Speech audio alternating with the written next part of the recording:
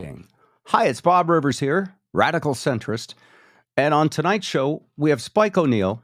Downtown Joe is still coaching women's badminton, I think, so he's not going to be here. But we have a special surprise guest, not so much of a surprise since things get out quickly on the internet. Maura Gallucci will join us for the beginning of this discussion. And then Spike, who's on his way back from a Spike and the Impalers practice, will join in. Many of you remember that Maura Gallucci was the catalyst that propelled our show to number one back in the early 2000s. It's a long story, but Maura Gallucci was working over at 710 KIRO at the time. We were working for a company that wanted to save money. And one night, Downtown Joe was driving in, and I say night because it was like 3:30 in the morning. And he heard Maura Gallucci's voice on the air. And he had this idea. Why don't we get Maura Gallucci networked through KIRO to be our news person, and then they can save. I'm sorry, Maura's hearing this maybe for the first time. They can save money by using someone they already have. And he said, and seriously, I had not really listened to Maura because I was on in the morning. He said, her voice is like that of an angel. She is sweet. He said, I don't know her, but I can just tell that she's a fantastic person. So after Joe told me this, I popped on and listened. And when I heard Maura Gallucci's voice, I went, wow. Sweet, kind, nice. What would she want? Why would she want to have anything to do with us? As it turns out, the whole thing worked because the company was cheap. I mean, thrifty, let's say. And Maura Gallucci did join the show where she stayed for a good long time. And in fact, I think came back. Just like, some of those people who remarry their ex-wives. So Spike is not here yet, but she's in the green room. Let's give a warm welcome to Maura Gallucci. Hi. Yeah. Wow, that was the nicest thing you could have ever said. And I've heard all of it except for the part about being a catalyst for your success. I feel like I just grabbed onto the rocket as it was. I just happened to hit it at the right time.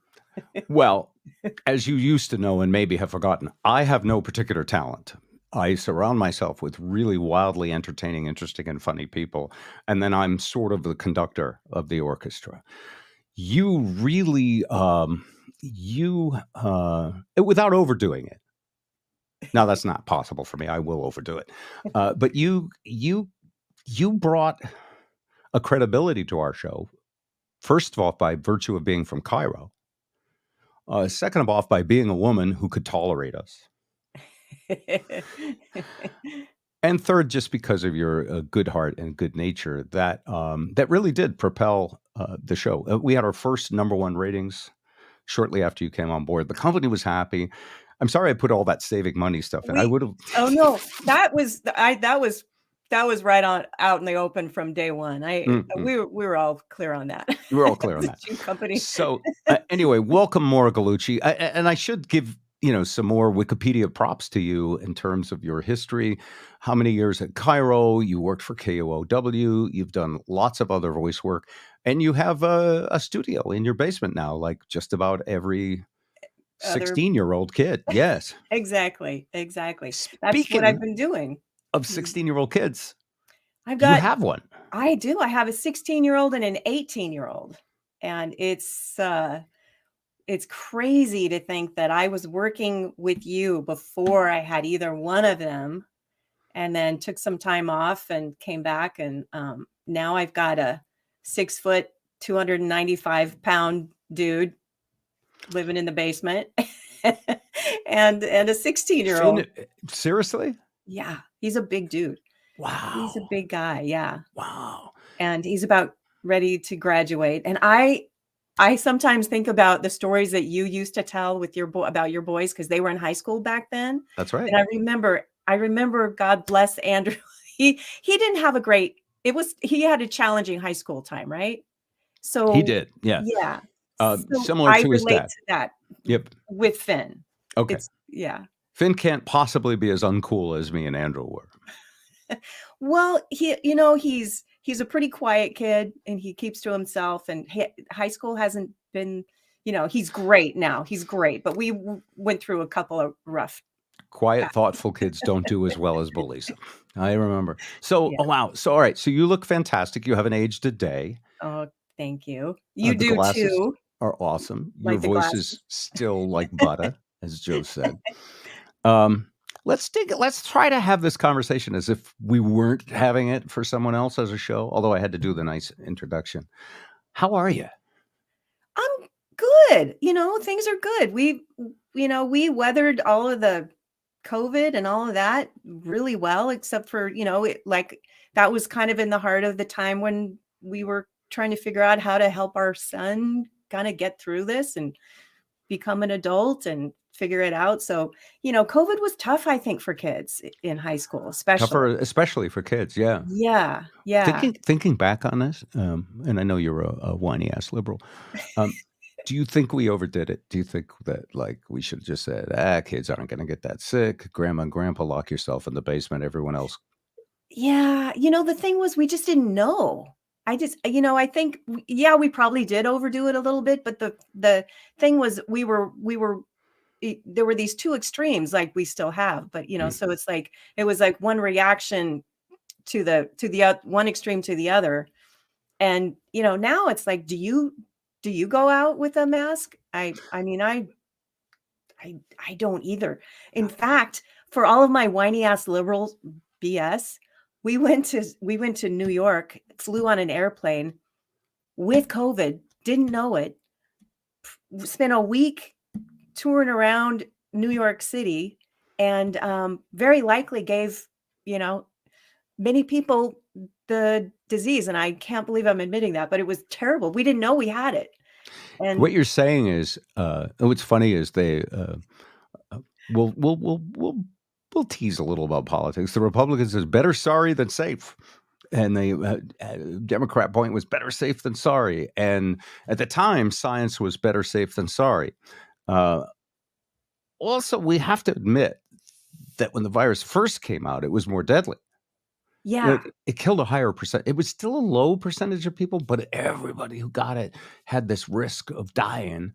And then as it mutated, it yeah, didn't kill as many people. So now, if there's a exactly. 99.7 chance that I'm just going to get a bad cold, and I've had 5 vaccine shots and a bunch of monoclonal antibodies, I'm out there I'm out there at Cirque du Soleil shows going, breathe deep. Exactly. Yeah, There's an exactly. argument for getting it out of the way. So it's That's not the same virus it used to be. yeah, when people were dying, that was the first iteration that anybody knew, and it was killing people all, right and left. And I got to ask you how you felt about this. When it was perceived as potentially this huge plague death monster, and by the way, it was perceived that way by everybody. I mean, Mike Pence stood up there freaking out, and even Donald Trump was like, "Can we bleach it out? What will we do?" Everybody felt that way for a little while because of all of the body bags in Italy and the hospitals overloaded. We could see it coming. What did that feel like for you as both a mother, which is your primary job, and as a media person, a lifelong media person? well, just I remember just thinking it's so random. You just don't know what you're going to get. And nobody knew. As a media person, it was like nobody knew. Do you remember seeing the doctors doing this is how I go shopping, and they would cover themselves with gloves and the whole shebang, and then 6 months later that was out the door, and nobody knew. But as a Wasn't it in a way kind of fun? yes, I hate to Okay, say it. I I want to hate see to if say you it. go the same way I'm thinking with this. What was fun about it? Well, you know, I had I was working here at home, and so the only huge difference for me was that I had now a roommate and an office mate in Andy, because my husband had to stay home. and then my two kids were home from school, so they were upstairs. And that was like the worst part of it. That was the worst part of it. No, I mean, we didn't get sick until, a full year and a half after. When you say the worst part of it was being stuck with your family all the time, 24/7? Well, the worst part of it was Yeah. trying to do some recording while Andy is, talking on a conference call. So we figured out how to, schedule each other. And so the best part of it was I got to hang out with, my kids like I never would have been able to, and I'd be doing something and it's like 10:05 and Bridget's supposed to be in biotech and I hear the ukulele start playing. And I'm like, wait, isn't this biology? And it was just, I mean, there were memories that we would never have had. And it was just chill. It was just chill. No traffic. Remember, no traffic? Yeah. That was awesome. All right. If anybody else has best things about the pandemic confessions, go ahead and text them to us. You can text us if you're on Facebook or YouTube. I'll give a few of mine. First, there's the one that's the, what do you call it? Virtue signaling one. It felt good in the weirdest of way for all of humanity to have a common enemy and a common goal. To not be us against them, to not, like, eventually we blamed China, of course. But for all of us, for 1 second, it felt like we were all brothers and sisters on the planet. And I remember really liking that feeling. Oh, maybe this will stop people from fighting and stop banks and Wall Street from being so greedy. It was all totally naive bullshit. But for a moment, it felt like we all had a common cause. The other one is a true confession of what a shitty person I am. I like being alone at home. I like not having to go to someone's wedding. I like not having to go to a funeral, increasingly more likely these days, or, a travel and all of the things that we did because we have to do them. Yeah. All of a sudden, it's sort of my dream is to live in this one room. I'm kind of with you on that. I feel sorry for the people who really thrive on being out there in, the extroverts of the world. It must have been really hard, but I was the same way. I was like, I'm good. I'm really socially good. anxious. You mean I don't have to go to parties? Excellent. And so there was that. And of course, I couldn't see my grandchildren for a year. I couldn't do, I have grandchildren, right? Yeah. Makes logical sense. A couple too, right? Two? Yeah, two beautiful girls. Oh, so sweet. Hazel and Georgia. And how old are they now? They are about to be 7 and 9. Wow. Yeah. Wow. Yeah. I remember when your first grandbaby was born. So she's right around almost retirement. 9. Yeah. Dang. Yeah. She's about 9. And they're, I think about what kind of world they're going to leave to Keith Richards often. Nice. No, what kind of world we're leaving to them and where things are going. It's a little frightening, but it's they're probably a little bit more aware than we were at 9 and 10 and whatever. Oh yeah. In fact, they were just here a couple of weeks ago. We took them to a Katy Perry concert. She's doing a residency here. You familiar with Katy Perry? Yes. And I knew that Katy Perry was the perfect demo for my daughter-in-law, Leanne. And I said, I'm grandpa. I said, would you like grandpa to get tickets for everybody to go see Katy Perry? And so I did. And she was like, yeah, I'd really like to see Katy Perry. But as soon as she said yes, she then started to think about some of the lyrics of her songs for her 7 and 9-year-old. Yeah. And you've had to do that too, as you raise your kids in this world. I kissed a girl and I liked it. Yes. Thank you, Nate. Nate has a really weird expression on his face. I feel like he took that picture just for that caption.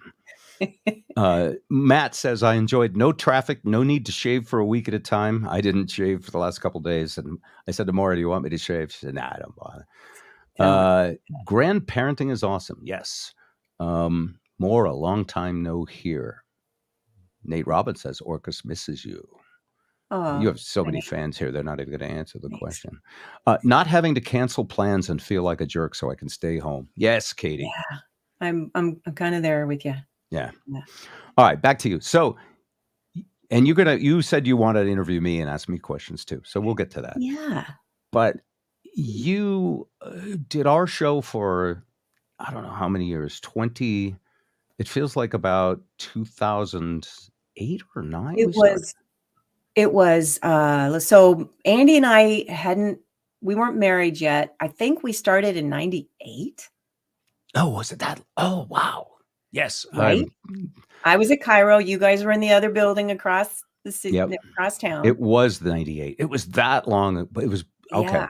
Yeah. And for longtime listeners of KIRO, I was on the air when you guys first heard me because Jane Shannon was the morning anchor, bless her soul, and rest in peace. And I was I would fill in for her You whenever she filled was in gone. for her. She didn't pass away that long ago, did she? Not then, but she has since. She had a heart issue. Yeah. Yeah. Oh, But so you she were was, filling in for Jane Shannon and Joe hears you on the way in. yeah. And And she Joe was, goes, yeah. she had a pretty good vacation package at that point. So I was on the air frequently for her. And that was 97 or 8, right? Yeah. Jane Shannon, by the way, awesome. One of my, I miss her so much. Totally different vibe than you. Swears like a trucker, but still. She was great. Great on the radio. Yes. You know, I Chain just loved smoker, her. all of that stuff. She Good was for your great. heart. Yes. Exactly. And she'd laugh too. But she was the boss. Okay, so you were filling in for her. Joe hears you. Yeah. And how did they approach you at KIRO? My news director came up and said, the guys on the rock station want you to do news for them. And I'm like, what? Who? You know, and of course I'd heard of Bob, Spike, and Joe, but I was like, oh shoot, I hope they don't want me to know stuff about like the history of, like, Sure. Where was Mick Jagger conceived? Because I don't know that stuff. So you thought a rock news person would have to do rock news. Here's the latest of what's up with Pete Townsend. Yes. Exactly. So, and then that was it. The next thing I know, you guys have come over to KIRO's news studio. I remember wearing a black leather coat, which I thought was really cool at the time. So you were trying to impress us. Yeah, I mean, I bought it down at the market and I thought it was cool. It was one of my things. Okay. And I don't mean to pin you down on that, but we were worried that you wouldn't like us. Well, the first words out of Spike O'Neill's mouth, he looked at me, did the up and down, the black leather coat, and he goes, "Animal killer." Turned around. And I was like, who is this guy all tatted up, biker guy, calling me an animal killer? and then of course we both started laughing, and I was like, okay, these guys are great. And you knew that we wanted that. And you were so great, so welcoming.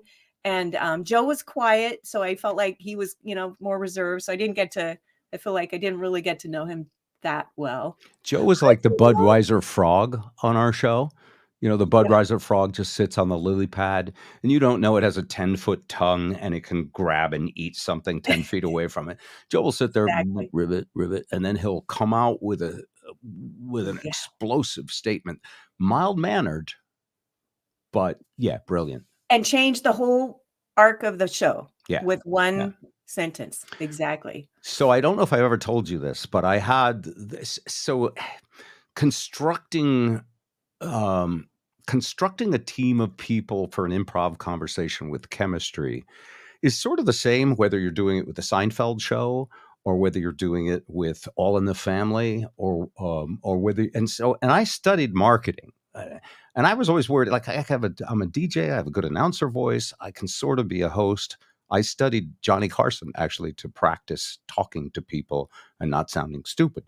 And but I wasn't really that funny. And I wasn't that smart. You could see where this is going. And I didn't have the kind of heart that Joe had. And so what I did is collect in my mind, I was collecting characters that would be really enjoyable for an audience. And the analogy I make about the time you were on the show is that I was the scarecrow. I think I'm smart. Some go this way, some go that way. And I was just basically improving, trying to keep it interesting. Spike was the cowardly lion. Put him up, put him up, put him up. Ooh, and then he would be he would end up being courage, courage, courage. Oh no, they're coming to get me. And Yeah, yeah. So he could act Perfect. as the aggressor or as the mild-mannered cowardly lion. And Joe was the Tin Man. He had a heart always, and he led with his heart. And if Yeah. something went wrong, it was breaking. The day Jerry Garcia died, he cried. Not like a celebrity died. Oh, that's really tough. Like, this is a big event to him. So everybody was real. And you, I'm happy to say, were Dorothy. Oh, that's so cute. I love that. And Spike used to do the little dog, remember? Oh, yeah. Oh, yeah, I do. And so it felt like the perfect cast from the moment you arrived. And seriously, the ratings rocketed. And I did not feel guilty about this. But there was a station I wanted to beat.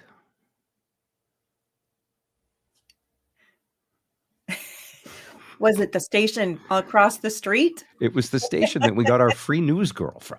News gal. I don't know what to say. These newswoman. But by the way, in rock, it was always a news girl or a news chick, and she had to have a good laugh. And you have, of course, a wonderful laugh, but it's not in any way contrived. It's like, it's earned. Yeah. Well, I remember sitting in the newsroom, news booth across from you guys in the big studio, and just thought, I can't believe I'm sitting here.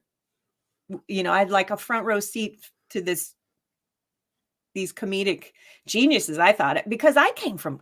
Remember where I came from, right? But you brought us the credibility. Yeah, I mean, there was no, you didn't, and it was one of the biggest challenges I ever had was in the beginning was saying what I thought about stuff. Clearly, that didn't last. That wasn't that you got over that hump. Got over that after a while, to the point where we were almost in fisticuffs at one point, which we'll get to. But yeah. So for us, now think about this, because I don't know if you've thought of it this way. I plotted and thought of it this way. We had that rock moniker. Yeah. We didn't have news credibility. We didn't have authority. We didn't have a team of people keeping you informed. For that, you had to tune across the dial and go to KIRO on the AM band. And so when we started with you, the rule was, well, we have to promote 710 KIRO every time you come on. Do you remember this? I do. Yeah. Yeah. And you were like, oh, I don't want to do that. Right. At first, I thought I didn't want to do that. And then I thought, well, maybe if I do it in a certain way, it'll be competitively to our advantage. So I said, it's a Bob Rivers show, now backed by the entire newsroom of the KIRO 710 newsroom. And here's Maura Gallucci. So we networked KIRO as if it was like CBS News or something at first. And I thought, well, now you don't need to go to 710 KIRO. And I was thinking competitively, even though we're brothers and sisters in the same company. And then, seriously, this was magic I did not know would happen. Then you started to speak your mind.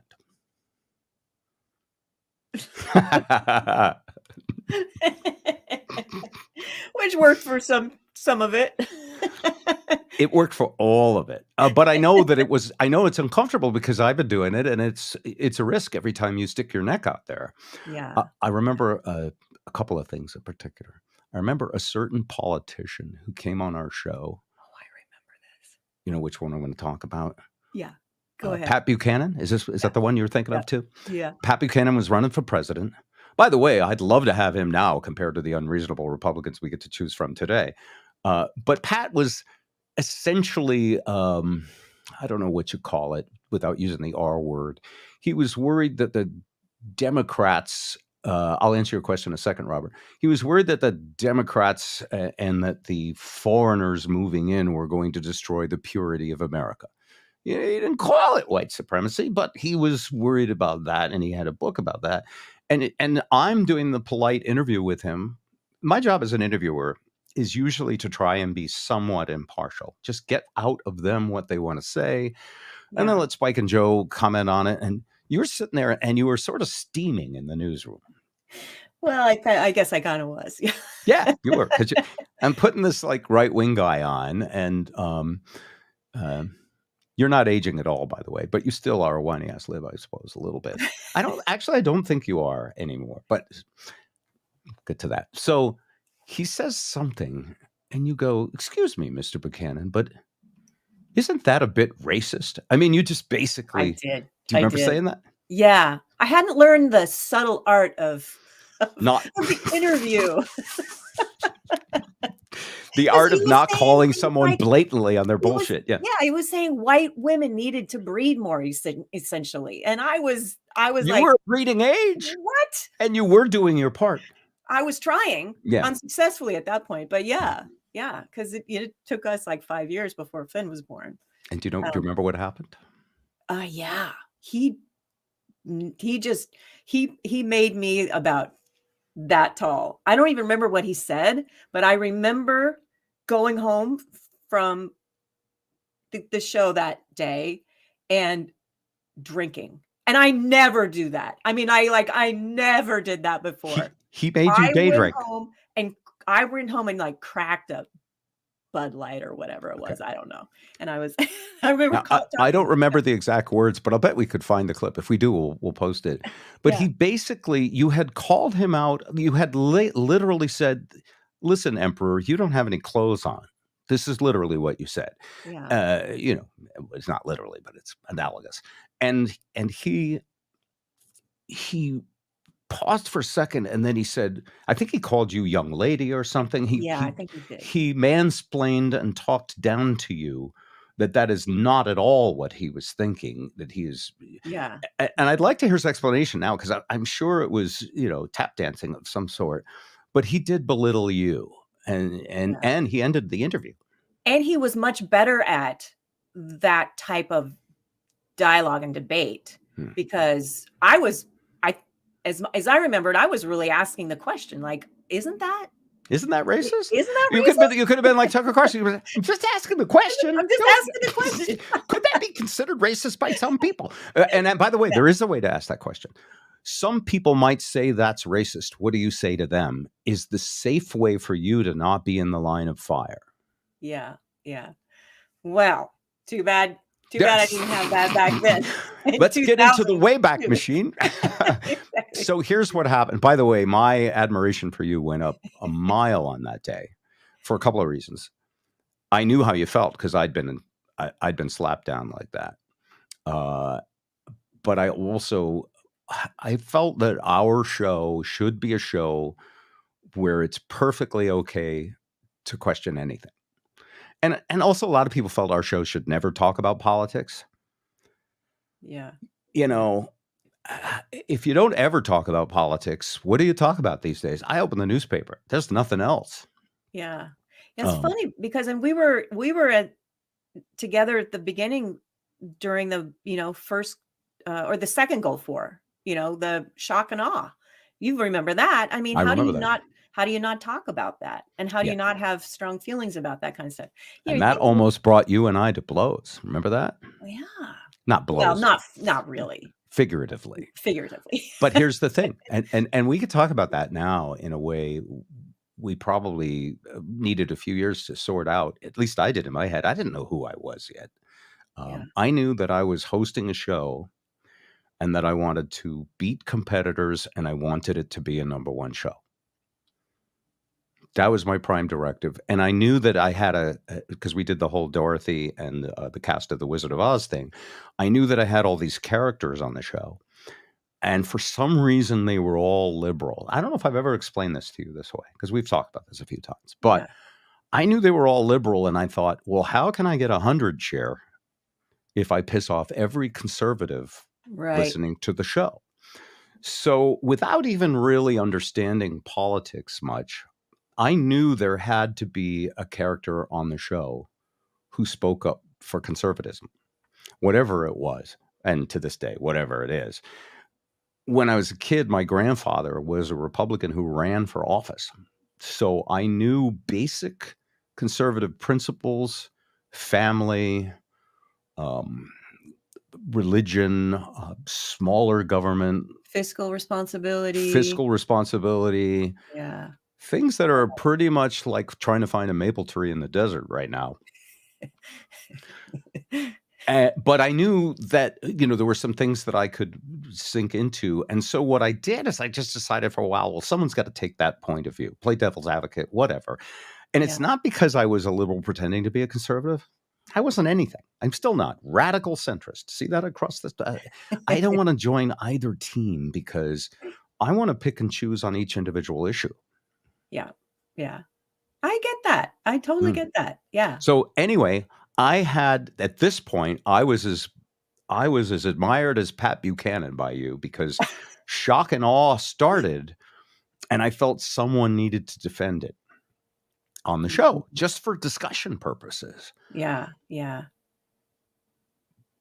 But here's the thing about our group, and I've had a few people tell me this. I'm not sure I realized it fully at the time. We were like a family. We were like brothers and sisters. So if you're just kidding about something, you have to telegraph that you're just kidding. Or it might be a rough Thanksgiving. Yeah. Yeah. Yeah, for sure. Yeah. So I don't want to get into too much. That story is only a small part of things, but Yeah. that was the beginning of a family having a rough time over politics. Yeah. Can I bring something up that I've thought about many times in the last couple of years because I listen to Conan O'Brien's podcast I frequently. love Do you him. ever? Conan O'Brien needs a friend. Yeah. I listen to him, I walk around and I laugh my butt off. And what got me hooked immediately was his relationship with his assistant Sona and how they go after each other. And she, I mean, there was one story where he was giving her so much crap about getting high at Disneyland or whatever. And it was really hilarious. And they were laughing, and he was kind of needling her. And it She might have. reminded Did you me, think maybe she was getting pissed off? I don't think so. Okay. But it was similar to what I was like, I was like, if I had that kind of a ability or understanding at the time, it would have been a completely different. And not that it was terrible, but I think, there were moments where it was like, I just don't understand. And then now I listen to those guys and I have like such warm memories of our show. And then also like simultaneous PTSD. A little bit of that. Yeah. But it's a great, I think, I mean, to be not to like put myself up there with, her, him, but there was a sort of an analogy there. Yeah. No, and we would have coffee years later and I would go, sorry, I was such a dick. And you would go, I'm over that. I'm kind of sick of politics, and all the way around. And, Yeah. and now, here we are and we've watched the world get a little more divided and split. And I'm just not in favor of any of that. In fact, I'm not super religious, but we're both Catholic upbringing. Yeah. And I was taught you got to love one another. There ain't no way the Jesus Christ that my parents paid so much for me to learn about at St. Mary's, it was, what grades was it? I was in Catholic school from 1st grade to 8th grade. Wow. And then they decided he's a lost cause. We're not paying for high school. Oh, my mom was like, I'm going to sell my pearls if I can get you guys to go to Gonzaga. She did. Oh, yeah. So you did. You went to Catholic high school? Yeah. Yeah. Anyway, the whole way I understand religion is that it's about the golden rule. Do unto others as you would have them do to you. Yeah. And love thy neighbor as thyself. Yes, I think that's it. That's a good one. Yeah, and the 10 Commandments and all of this. And like none of those apply to any politics now. It's do what you can to present the other side as a threat to humanity and all that we hold dear seems to be, It's about hanging on to the power. Is basically what it looks like from the outside. Because I'm kind of like you. I don't really. I got to turn it off because it's just gotten really, like you say, really worse even than it was, back in the day. Yeah. Now, having said that, a Uh-oh. small part of you must have really enjoyed the news bulletin about Tucker Carlson the other day. You know what? Yes, and I don't care at the same time because I never watched him, and the only time I ever would hear about him would be when one of the people would be like, "Did you hear what he said?" And how bad he is and everything. And so it's like, I'm sure he's going to show up and he's probably going to make millions on his own, platform. But it's not a huge, so it isn't a huge thing in your life. You didn't even gloat. You didn't even have that Trump derangement. By the way, Spike is going to be joining us shortly. This is perfect timing. We just started talking a little bit about politics, which neither of us care about that much these days. Let's see if we can bring Spike. Yeah. Spike O'Neill, turn your phone sideways. Dude. That's it. We got the high-tech big thing going. I know, right? Did you just finish did you just finish the Impalers practice? I did. For anyone listening, where can they see you this weekend? We're in the Claw, baby. Party in the Claw. Enum Claw, the chalet. Nice. Okay. Party in the Claw. I'm coming, by the way. Well, congratulations first off, and I think it's more than you should share with the group. But I mean, it's an exciting show, but I don't know if it's all that. Okay, it's okay. She's an animal killer still, so it's no problem. Yeah, I'm still sporting my leather, man. Okay. No, I'm coming to see the show in Enumclaw, and I'm bringing our executive producer Dave. And oh my God, Nancy. this is awesome! Yeah. Wow. The reason I mention it is, can you get us on the guest list? Yeah. Okay. You bet. All right. So Maura and I have been having a really fun discussion. She's only got 7 or 8 minutes left. So this is your time with Maura. Yeah, she's got to take, is it Finn to Bridget. something? Bridget has soccer tonight. I got to get her. And both the boys who drive are out of town Andy's out of town and Finn's gone somewhere. So. And she says she'll come back again. How old is Finn, by the way? How old? If you don't mind my asking. Finn's 18. He's just a little bit younger than Darby, right? About to graduate, knock on wood. And a football player. Congratulations, yeah. Yeah, and Bridget's 16, and both great. How are you guys? My family is wonderful. Excuse me. My voice quit it up at practice because I've been talking too much, and it's a bit of a concern for the Impalers. Yeah, so we're doing really, really well. Ryan is living in Capitol Hill with a really nice young man. I ran into Ryan, and I almost didn't recognize her. I'll tell you both this. I did not recognize her. And she said, Maura, we were wearing masks, but Maura, and I said, yeah. And it's Ryan O'Neill. And she was managing the salon, right? The salon. And she comped me, but she's so gorgeous, so beautiful. Sweet. It was so good to see her. So, all grown up. You're sweet to say. Yeah. And Darby's finishing up their freshman year at Cornish College of the Arts here in Seattle. Spent just 1 semester in the art program before she said, "Dad, can I switch to musical theater?" I'm glad she had the stones to to not waste 2 years of the art program before she decided she wanted to be in musical theater. So that was good. They're doing extremely well. I keep saying they because we are a non-binary, gender fluid, pronoun workshop kind of a family, and I couldn't be prouder. And I will say this, I didn't say this on the air at KIRO, but I want to share it with you guys because I actually care about you guys more than I care about the audience at KIRO. You do know that people can hear this, right? Not if nobody important. I'll take it. Thank you. We only have 12 viewers. It's fine. Shut up. Let me share this. So Darby's a freshman, and there is a program, part of the theater program, where the students have to write an original production, like black box theater, a play, and it's acted by students. It's written, directed, staged, light, sound, everything, all by students, of course. And they cast it with students, and Darby was the lead in this little one, this 12 scene 3-act play in the Black Box. But Darby was playing the male lead and had a love scene with a young trans girl playing the female lead. And it was one of the most beautiful things I've ever seen. Aside from somebody's touching my kid 10 foot from me. That was hard to do. But and I didn't say this on KIRO because just out of personal family privacy. And I know that there are a lot of people who enjoy this podcast, Bob. I don't mean to diminish it. No. I know what you're saying. You're not. It's not material for you to share that way. There. Yeah. There's still a lot of I call them the dirty dozen, the people that text me every day that Dori's spinning in his grave, and that this is a dishonor to Dori's audience. And ironic that we're going to honor Dori at the end of this conversation. By the way, we have to save a few minutes for that. I respect that people love what they love, and are comfortable in what they already politics. Know. Dori was it is religious man, a kind soul. Maura.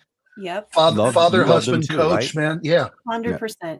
Yep. Absolutely. Okay, keep going. I go to put war those disclaimers in there. So no, I appreciate that. I go to, and honestly, I go to war every day. I don't, but every day I deal with folks who still want the comfort and reassurance that Dori gave them on a daily basis. And I said, I loved him as much as you did. And, he loved me as much as I loved him. So I really can't imagine that he's spinning in his grave, because I've got an opportunity to converse with his audience. So that's kind of how I frame it. And, anyway, you asked how the kids were, and I wanted to share that with you because I'm beyond That's proud. Wonderful, heartwarming story. And so I have some advice for you, some personal advice, though. No matter how much they offer you to do talk, don't move to Texas. Bridget, can I tell you Bridget really quick? She's telling me we have to go. Hi, Bridge. Oh, my God. Quick last moment about Dori. We're going to play a clip of Dori, which was his last interview. Maura, I'll send you a link so you can watch Please do. Yeah, please do. But before, I know you've got to walk out, Maura, but can I ask you to please come back to KIRO and work again?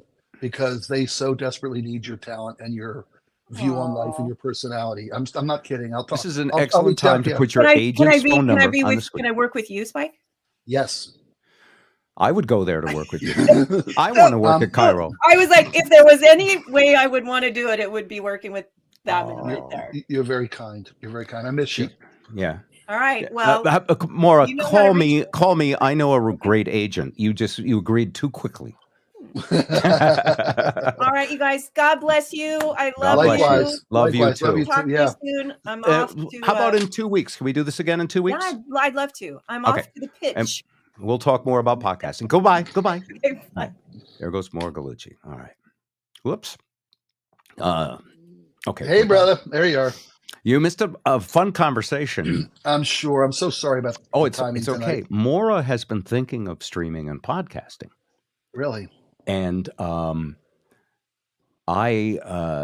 she was like, could you tell me how, just advice on equipment and stuff? She's already got, a fine little basement room. And I'm thinking, yeah, well, you should practice on our show. That's what Spike did. That's what I did. Completely. But I also thought if she could fill in at KIRO now and then, boy, would they love to have her, I'm sure. Yeah. Well, there's a real, there's a personnel. They're looking for a lead reporter, a number one reporter. Oh, in town. She could do her real gig. She really, I wasn't kidding when, they've put a national search out. Do they know about her? Are there people there who remember her that well? Because I'm sure there are, and I'm sure even if they don't, it's just her. And meeting this Maura podcast is turning into KIRO's farm system. I love it. And I should take this moment to mention that I'll be on with you and Jack Friday at 2. Yeah, right? yeah. And you guys have invited me to come on once a week, which I think is a career mistake, but I'm happy to take it. I have news for you. I will be in Seattle. Somebody kind of mentioned that to me today, and I said, I'm not sure if that's supposed to be a surprise. So why don't you shut your mouth and I'll forget you said anything. But I'm really, really, really glad to hear that wasn't just it wasn't a plan that was made and needed to be changed, because I respect that often happens. No, and I will be there because Lisa needed a new car, and I bought it from Toyota of Puyallup. Even though I don't live there anymore, Nope, I hear you, man. I love Carrie Sawyer and John Martinez and Matt. Same people that we had relationships with 10 years ago. That's right. So they're still there. So I said, I got to buy it at Toyota Puyallup. So I'm flying in tomorrow. What I was hoping is maybe I could do that 20 minutes with you live. I would love that. And do you let me in the building? Yeah, of course. Come on. So we can. Let me say this though to you: there's been a COVID outbreak at the station. I lick door handles trying to get. Me COVID. Me too. My doctor even said, get it out of the way while these not that bad variants are out there, because who knows, there could be a worse variant. I've been unable to get it. I had 10 esophageal cancer Zoom group support group patients living at our house for 7 days. Nobody got you sick. And no, one of them got terribly ill with it on the way home, exposed us all. Oh, wow. Didn't get it. We went to Cirque du Soleil. I've ridden the Chicago Transit Authority at 5 p.m. on a Friday afternoon. Jesus. Either I'm you got mugged twice. You mugged twice, but no COVID. Sure. Doesn't happen. So anyway, all right. Now that you're here, we'll talk a little bit about Dori before we play that clip. Do you have you don't have a hard out? No. Okay. No. We've been going for how long? 46 minutes. You're 46, yeah. Okay. You're going to play the Dori interview at the end of this, or come back? Can play the Dori interview at the end. Okay. And for folks that saw the tease but don't know, in the last few days of our show, as I was retiring, Dori Monson came over and did the kindest visit to our show of just about anybody. In fact, I'm not leaving. I'm opening the door for my dog. Go open the door for your dog. Sure. Thank you, my friend. Sorry. And after Dori passed away, which was shortly after my surgery in December, it was really one of the sad things about recovering from surgery myself, because I had looked forward to him visiting Vegas, and he had called me a week or two before, and the last thing he said to me was, "Can you give me Spike's contact info?" And I took that to mean that even though we have our political differences, and that may be a Grand Canyon chasm wide. I wouldn't trust Evil Knievel to get across some of these chasms, but yeah. Sure. You and I differ on that a little bit. I'm a radical centrist, but I relate to you as much as I related to Dori about passionately speaking as an advocate, which is the role he took, and doing the best you can for your city and your people and your audience. And anyway, that the last thing he said was, "Can I reach out to Spike?" And I thought, wow. So Dori knows that Spike's, kind of leaning a hard left and wants to just mentor him the way he mentored me. And I thought, well, that'll be good for Spike, because he wears it harshly on his sleeve sometimes, and it's all not the most important thing in life that, Anyway, so I thought that, and then boom, suddenly Dori was gone. And a few weeks later, you know how YouTube and all these social media sites, stuff pops up on your feed. These algorithms know you better than your mother ever knew you. Yeah, ain't that the truth? We think Spike bought this, and this, and he watched this, and this. We think he should see this. And the algorithms are often quite right, except emotionally, when I saw that thing, it's an interview with Dori, I thought, I'm not ready to see that.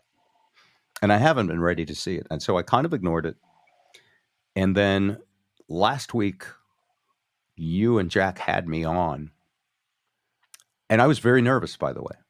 I don't have chops. I don't have game. I don't have skills. I do not know talking points. I feel like a Dr. Seuss rhyme in there somewhere, but you had to keep it 100. You had to keep it $1 because you didn't know how to make stuff up. Yeah, but I thought that was very kind of you. It sort of reminded me of when we used to have Pat O'Day on, and he would come in. I thought, well, it's not your fault, boy. Exactly. Yeah. So anyway, so right after I was on with you guys, and it was fun. I listen to you not every day, but every couple of days I listen to your show, sometimes for 2 or 3 hours. And you guys get better and better. And friends of mine who know Dori, who are passionate Dori fans, say, because they want to not like you, but they say, and one of them's listening to this right now, and I know he'll text me, Spike brings a lot to the table. That's a very kind thing to say. It's a very flattering compliment. And so anyway, right after I did that quick, visit with you guys for 20 minutes, that thing popped up on YouTube, Dori Monson. And I watched the interview with Dori, and it was so heartwarming. He knew he was on our show, so there was very little politics. And he really came in to tell us how much he and his family loved the show, and and just do this warm and fuzzy. And we had to find a way to make it funny, because that's our brand. Do you remember this interview? You haven't seen it yet. I haven't seen it yet. I haven't watched it yet. Okay. I'm going to watch it today with you. What follows is 11 minutes of people really smiling at each other and having a good time. And it was interesting. What is "They Are Tom and Curly for the Cool Kids"? Who put that up there? That would be Oh, that's you and Jack. I hope that's what he means. What does that mean? Tom and Curly used to go at each other pretty good from different points of view. And I mean, which Tom are we talking about? God, I'm going to blow Tom's last name. Tutler. Oh, okay. Oh, yes, one of the KIRO news guys. Right? Yeah. Okay, it was because it was Tom Tutler. I think. I remember hearing. Yeah. And then he moved on to other things, and Sherry Elliker joined John. Okay, I love Sherry. Yeah, I do too. I like John a lot too. I like Sherry a lot too. Yeah. I'm kidding. We actually had John on yesterday. Jack and I invited John to come on. It's been a pretty contentious month because of the state legislature and the national legislation. It's hard politics. It's hard time for politics. It is. Yeah. And it's divisive. I mean, the Washington just banned assault weapons this week.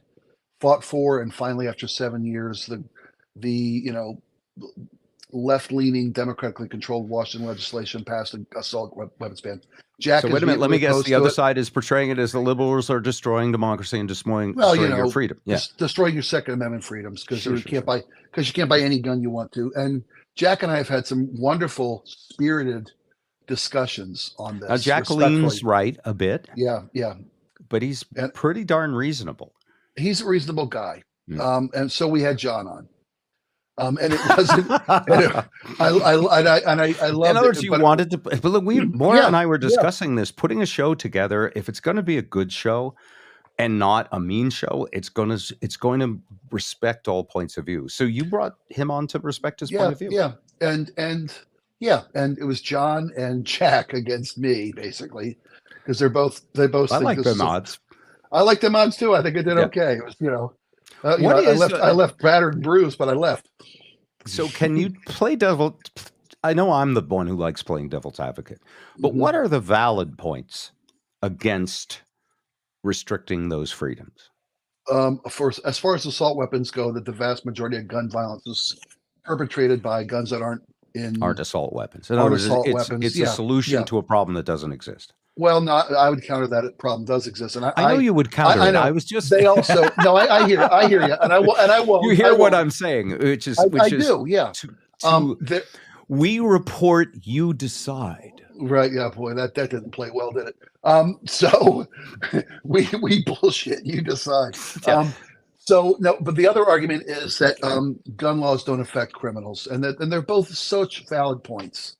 The fact that handguns portray a much more horrific of threat to America than assault weapons do. But if the gun industry were an industry, and it is, spoiler alert, that would be what you would expect them to lobby was that this is a bad idea. Just like if a woman gets up and reports that she was raped, you would expect them to attack her character. I mean, it is part of our free speech system. It is. That spin is nothing new. No, God, no. My counter to those things were knowing this projected slippery slope of all guns has been a phantom straw man argument for 50 plus years. And it still isn't coming true today. And I said, luckily, you still have over 25,000 other guns to choose from in your right to defend yourself. All those. That's 25,000 straw men you just put up. Yeah. Your army wins. But my main argument about this assault weapons ban, and I know most people disagree with my point of view, at least on my show. No. I'm sorry. I think 35% strongly agree. 35% strongly disagree, and the rest of us wish you'd be more polite to each other so we have time to think about it. Fair enough. That is the radical centrist point of view, by the way. My argument against the assault weapons is it's an efficiency argument. It's you can defend yourself without shooting something that literally tears the insides out of your assailant. That it's designed to do nothing short of kill people efficiently. I said, I've got a right to drive. I don't have a right to drive a tractor down the freeway or a dragster down the freeway.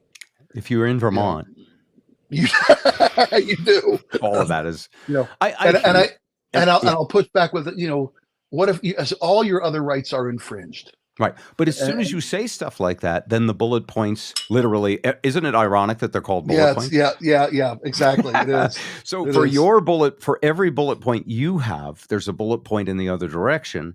Absolutely. And the radical centrist question would be, what do you get done by keep putting your hand on that particular hot stove in that way? Yeah. Well, what they got done, hopefully, I point to the example of when assault weapons were banned on a federal level. And the huge diminish of shootings with these type weapons. There was a drop off in gun violence, and as soon as the ban was lifted or expired, it was increased again. But and the argument then becomes, well, we're a different culture, we're more violent culture, we're more divided culture, yada yada yada. Yeah, there are lots of great arguments in favor of this. By the way, and technically, I am in favor of that. And even my friend who works at a gun manufacturing plant, I don't think cares about that one issue. It's about if you let the camel's toe in the tent just a little bit, the next thing you're dealing with a whole camel. Yeah. That's not a laugh about 15 years ago. Remember that? It's a high capacity camel. Yeah. That can spit at you at 30 spits a minute or a second. By the way, B. Thompson says Spike and Jack are great together. Sounds like they have fun too. It really does. You guys are gelling. Thanks. In an amazing way. They are the Tom and Curly for the cool kids. I now get that. Thank you, Joseph. And we don't need assault weapons, says Lou. Well, Lou, thank you for studying up on all the best arguments. I know I'm busting your balls a little bit, but there are certain things like abortion and gun laws and there's hot button issues that are used to divide us as a nation. Well, and in addition to that, the conversation never seems to get anywhere because whichever side someone's on, they hang on that side. And it's a difficult, and by the way, that'd be the hardest part of doing talk radio for me, because I there's a bunch of stories I have no interest in talking about. But here's one you might have fun with. Tucker Carlson. I'm not sure how I feel about that yet. I really am not sure. That's good. I mean, the guy, from what I understand, it's more preventive than reactionary from all the stuff that's coming out in the last couple of days. And you have to weigh everything that comes out with a grain of salt. Ironically, by the way, well, first I'm going to give someone else's joke, then I'll give you one of mine. This female comedian on Facebook said, ironically, the party that is so against gender affirmation surgery just cut off their own dick. Oh, Desi Lidak. Yeah. You saw that. Oh, you kidding me? I tried to play it on air. Jack wouldn't have it. Ironically, the company that wants you all to freely buy assault weapons just got rid of its loose cannon. That's mine. From what I'm hearing though, it's the stuff that was redacted.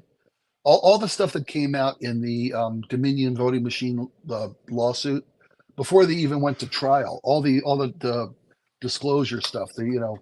Discovery, I should say, all the Discovery evidence, all the emails and texts and whatnots that were so damning to Fox News. The stuff that was blacked out is so far worse for Fox's image and for Tucker In other Carlson. words, we don't know it yet, and we may never see it. Yeah, and from what I'm hearing, that the firing of Tucker was not just that you cost me $1 billion, you and your cohorts, but you're about to cost me far, far more. So it's $800 million so far, with more lawsuits pending. It'll be over $1 billion. Okay. Yeah. Oh, it'll maybe be as much as 2 or 3 billion, because Smartmatic, the next voting machine lawsuit, is a bigger. It's bigger a than 2.6 Dominion? billion, bigger than Dominion. Okay. Dominion. Yeah. So when you first heard that, by the way, it shocked me. I was sitting with a bunch of. Well, I didn't believe it. I was sitting with a bunch of radio programmers, by the way, legendary radio programmers. One of them was the president of Westwood One Programming for, I think, decades. One of them was a guy named John Sinton, who created the Air America Network, the liberal network that did. He hired Janine Garofalo, Al Franken, Maddow. Yes, literally discovered Mark Maron and Rachel Maddow. And so these were really, I was hanging with a bunch of libtards, and they. When this happened, I didn't see any gloating. I mean, maybe a tiny bit. Yeah, tiny bit. But there were smiles, not frowns. I'll say. But what it was is, what does this mean? And I think it means what it's always meant. It means you can get canceled if you work for a corporation. They have every right to cancel you anytime they don't think it's in their best interests to keep you. Mm-hmm. Yeah. And I think the worry with Tucker Carlson was with sexual harassment allegations, all these texts that showed he wasn't a team player. Because at Fox, you're on the team. You're on team right wing, and you are sort of expected to further the company's brand, just like Rachel Maddow would, further MSNBC's brand. And so the fact that he was bad-mouthing people in a reckless way, and who knows what those texts are that we haven't seen. Yeah. But still, at the end of the day, those were 805 million reasons, but you only needed the 800 million reasons. When he was on, you probably saw this study because this is your job, but they charged quite a premium for his advertising. But when you subtract 800 million from how long he was on, they've lost money. They've lost money on him. So honestly, at the end of the day, remember when Tom Likas was on The Buzz? Yes, of course. He used to do caller abortions.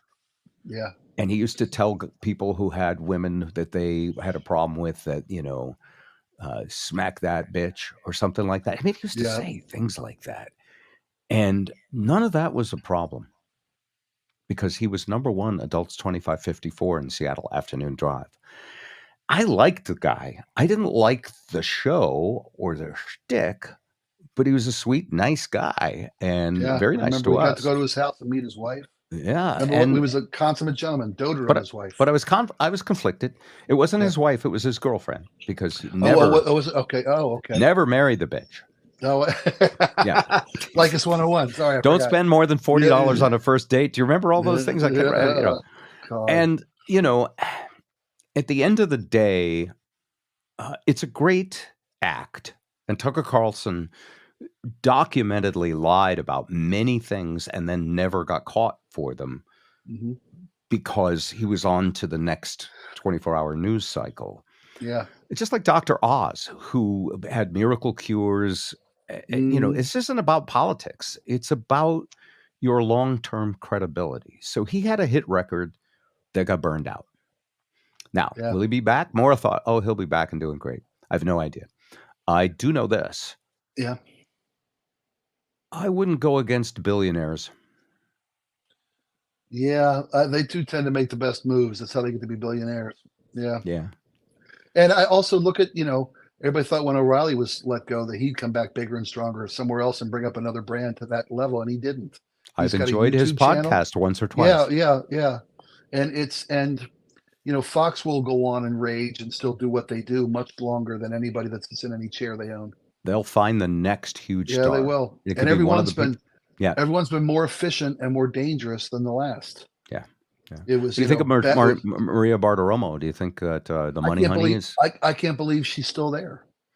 If you base it on the liability they caused for the company by what they said on air, which has been proven that they knew it wasn't true. And Lou Dobbs was ejected immediately. Right. I think Maria Bartiromo is being saved for the Smartmatic settlement. That was my theory. Maybe.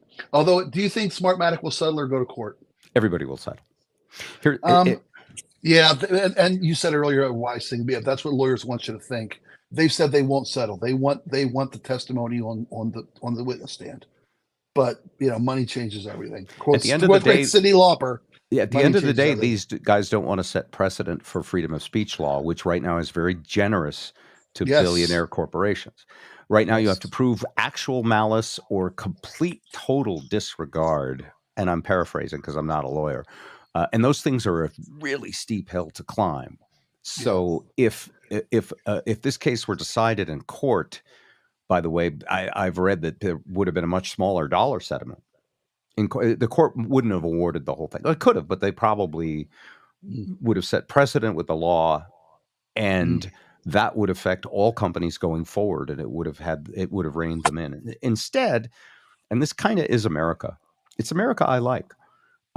Corporations rein themselves in and come up with corporate policies so that doesn't happen again for at least a little while.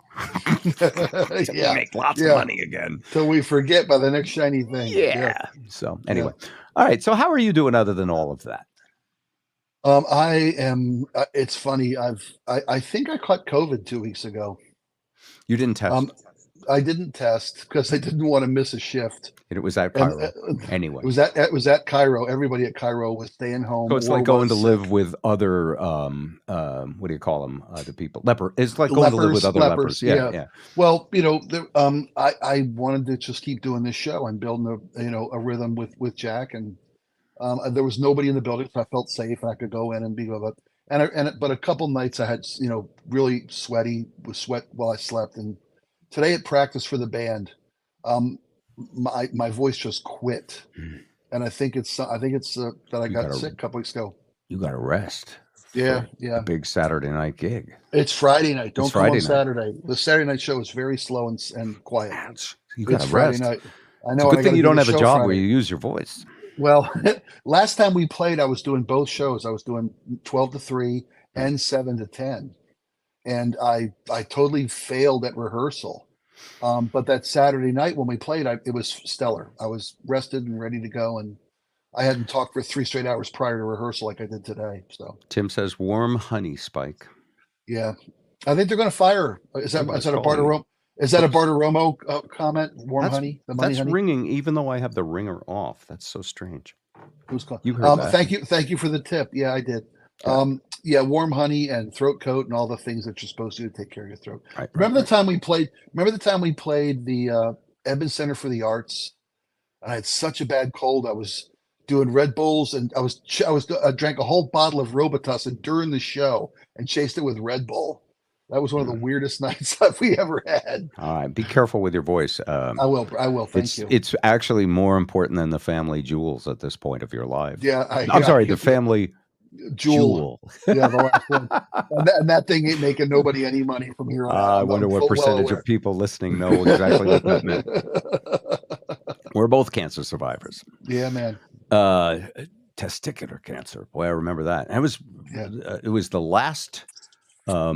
It was the last time in the ring for those jewels before your surgery that Darby was conceived, right? That's right. They told me on Monday I was diagnosed with testicular cancer. I had surgery on Thursday to remove the tumor.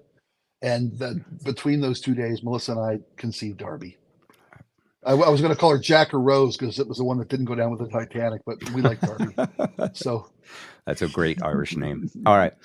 All right. I know you got a lot to do, and I'm grateful for your voice as it is. I appreciate this window of a chance to speak to you and everybody that still cares. So I'm gonna really kind of recruit Maura for every couple of weeks if she wants to join us. Oh, to have Dorothy back with the lion, the Tin Man, and the Scarecrow. Well, I thought Joe was going to join us tonight. What happened?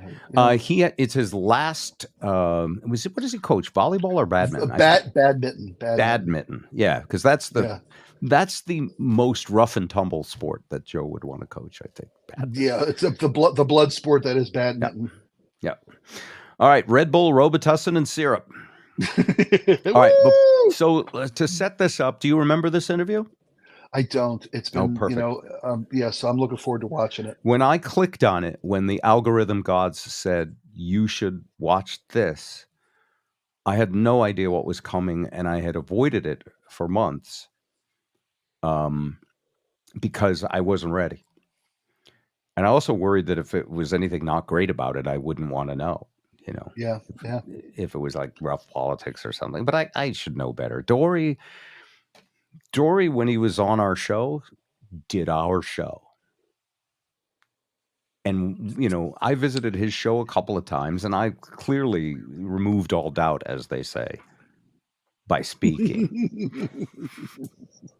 But he was always kind. And this video, as Dave has mentioned, one of the most viewed videos on Bob Rivers Show, at Bob Rivers Show, if you go to YouTube, since his passing. And it is really a beautiful thing. And I know it's been a little bit of a while, but I do hope that some of you enjoy this. How do I play it? Let me bring our executive producer, Dave, on. How do I play it, Dave?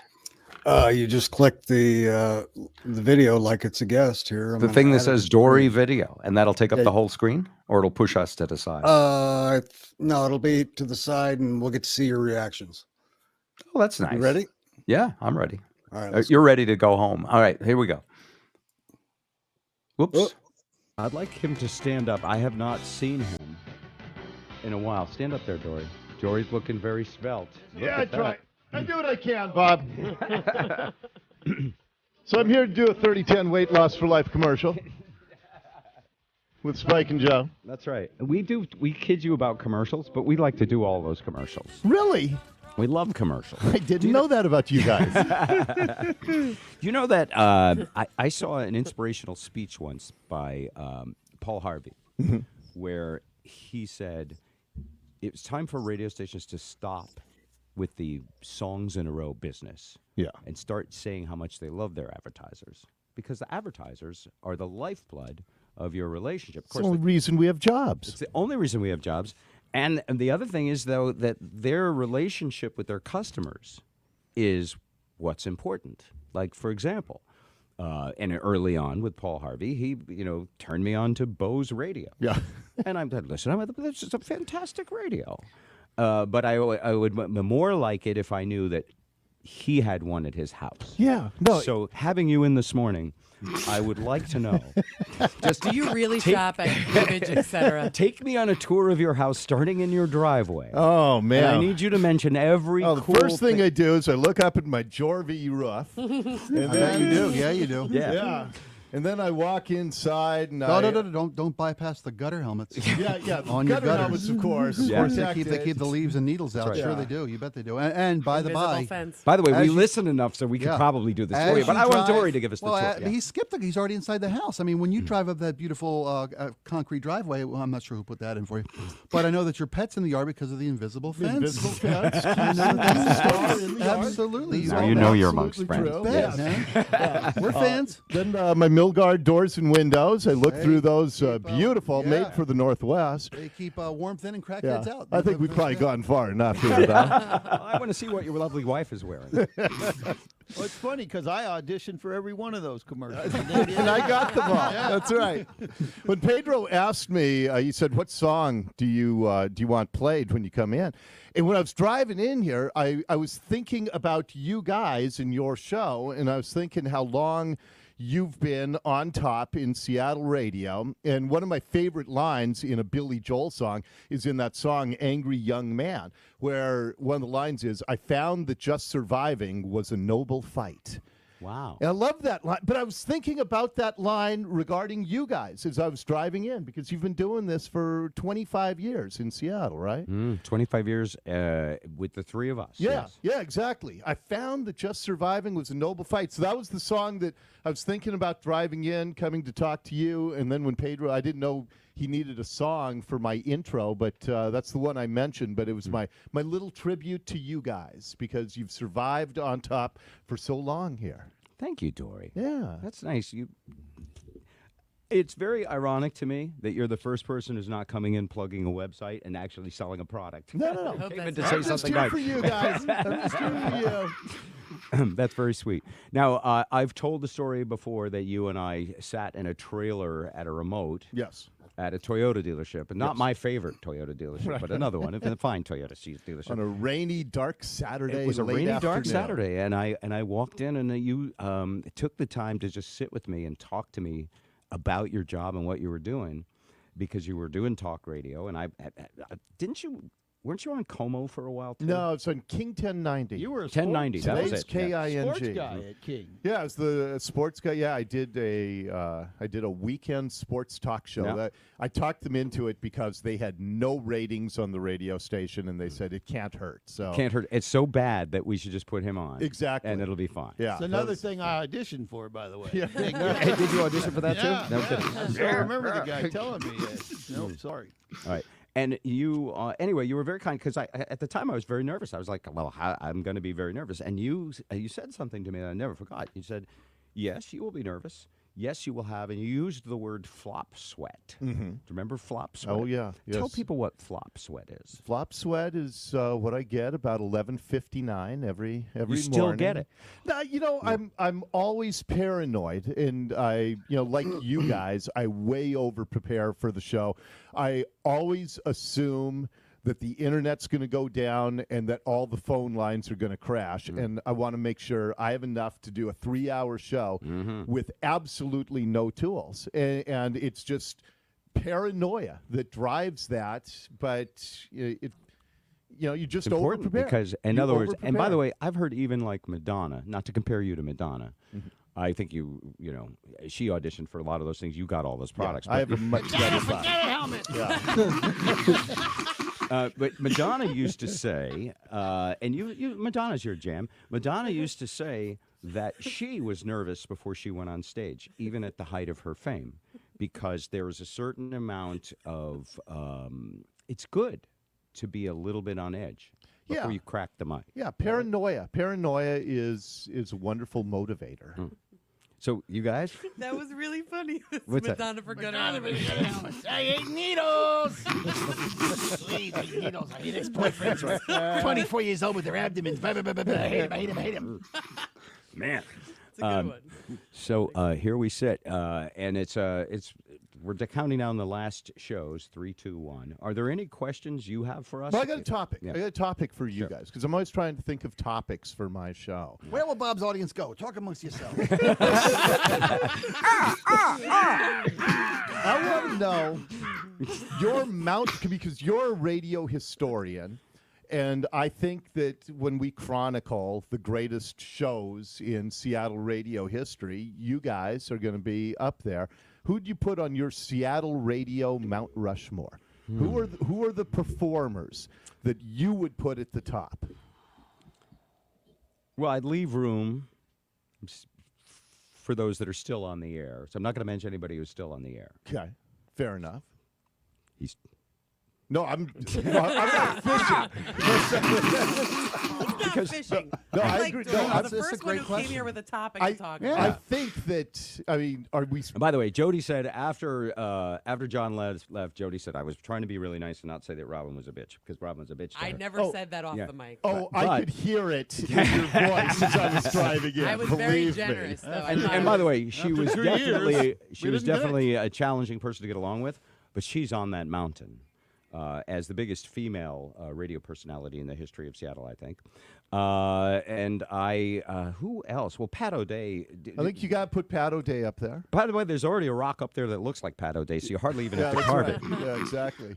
But It boy, happens to be his liver. I'm not so sure the ones that have been on the air. It was certainly Pat Cashman. I'm not hearing much agreement on that. No. Pat's who I started with on the air. My first Larry shows Nelson. with Pat. Bill Yend, you might have to put up there. He did it for a long, long time. Yeah, he's definitely deserving. Where is he right now? I don't know. I think he's just playing golf. Living the good life. And he does do some commercials. I still hear Bill. See, that's what I want to do. I want to kind of get in, swoop in there. I was worried to hear my crow as I do some commercial. The guys of my era when I was growing up here in this town, Gary Lockwood and Charlie Brown were two of the. You know what? That's biggest, right. And they were a little preceded me, but legendary. So it would be hard. You know what I would do? Because you know the kind of person I am. I would be paranoid and freak out about it, and it would be an awesome responsibility, and I'd have a hard time figuring it out. So I'd get a committee of really good people together, and we'd all like do a secret ballot. And because Mount Rushmore has how many statues? 6. Four clown. Only cars. 4? 4. Well, this is why we can't have you just doing a talk show. You have to be willing to take the controversy that comes with taking a stand. I know. Bob. And by the way, that's my you know me, we've talked about this. That's my thing against politics is first off, I can't take that like when politics happens, it's like one side or the other side and you're a wuss if you can't pick a side. Right. And I can't because my opinion changes throughout the day. And so I'd be terrible at political talk. Well, even this conversation is politically charged. I mean, Mount Rushmore, people all the time, you got to put Reagan on Mount Rushmore. I mean, Mount Rushmore is perfect. You got Martin Van Buren, Reagan, Clinton from the waist down. These are great. America's great leaders. That's awesome. A lot of great nominees on text, and I would not disagree. Jim French, a guy who did the greatest theater of the mind radio probably ever in Seattle. Ichabod Kane. Co-workers of ours, Kathy Faulkner and Steve Slayton. Yeah. And here's what this, eventually you mention all the people you love, and I've been inviting all the people I love onto the show. So I guess that is, in a way, my Mount Rushmore, and you're on it, Dori. Oh, you're sweet. Yeah. Now, I need something to clean that mountain with. Can you recommend a good product? Because there's a bunch of moss up there. Is there something I can spray to get moss off my roof? I'll get an endorsement deal before the end of the show, believe me. What do you pay full price for? What's the what does Dori pay full price for? Guns. Yeah, guns. We don't do gun endorsements on Bonneville Station. Well, I think or liquor, I pay full price for You my understand all gun. those guns At more the guns. At the casino, he pays full price, too. At the craps table, I always pay full price. And a great company you work for, and you guys have been always wonderful to me, and I enjoyed when I got to fill in, and all the people over there have been tremendous. Some really good friends. Dori Monson in the afternoons on KIRO, and thanks a lot for being a good buddy. And I'll have time to visit now, and you won't have time. But we'll make time. We'll absolutely make time. Well, I want to wish all you guys the best because you guys are the greatest. And my oldest daughter is working, and she has fallen in love with your show just in the last few months. And both them send their love because they are going to miss you guys gigantically. Thank you so much. Sweet. 7:57. Up next.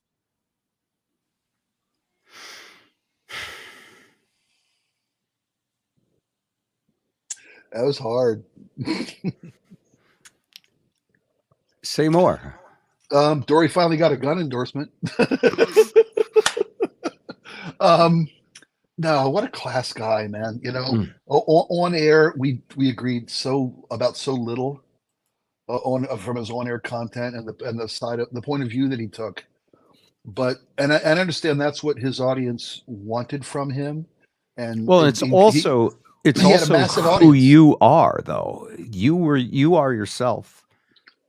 You know what I mean? Yeah. Dori Monson was regardless of how you felt about the show that he did, was a tremendous human being. You know, father, that's what husband, it comes down to. Yeah, man.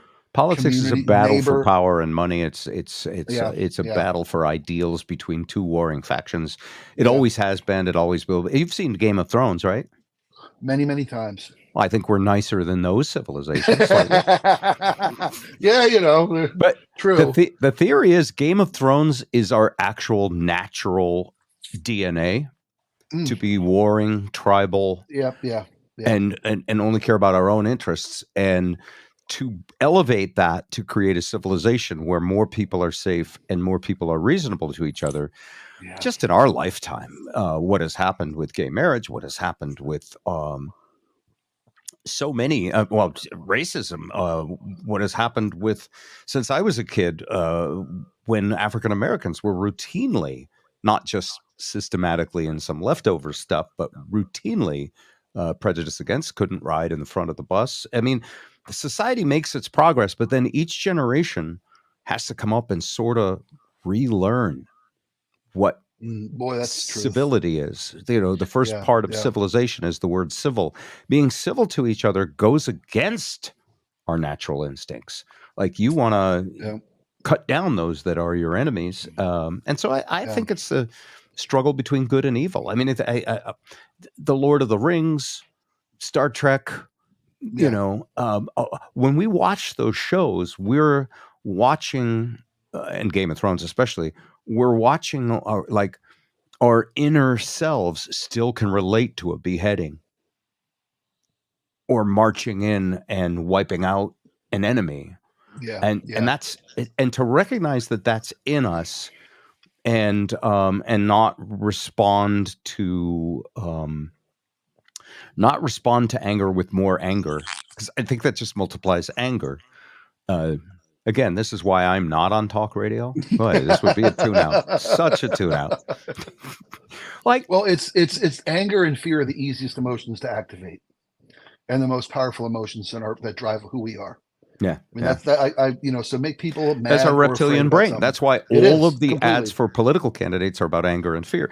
You know, and when someone comes along and talks reasonably, you know, we're not interested. They're a sitting duck. So anyway, about Dori, I can't believe what made me tear up the first time I heard that was putting him on Mount Rushmore of Seattle radio. Yeah. Like, first we made the joke, well, present company excluded, because we joked about how he was like, our ratings were going to be freed up and he wanted our audience to like him, because that's the business we're all in. But then, you know, I said, you're on Mount Rushmore. And to me, that is so true. What got me, I'm sorry, go ahead. No, of all Seattle radio personalities, he's up there with the best of all time. Undeniable. Absolutely undeniable. I don't care who you are. You can't make the argument that he doesn't belong among the most elite. Thank you for quoting Larry the Cable Guy, by the way, who's another great non-confrontational comic. I don't care who you are. Oh, is it? I don't care who you are. That's funny. I don't care who you are. That's funny. That's funny. That's funny. There's funny. That's I don't care who you are. That's funny. What got me was that we'll have time. Yeah, we'll have time. When he said, I'm sorry. When he said that at the end of it, we'll have time.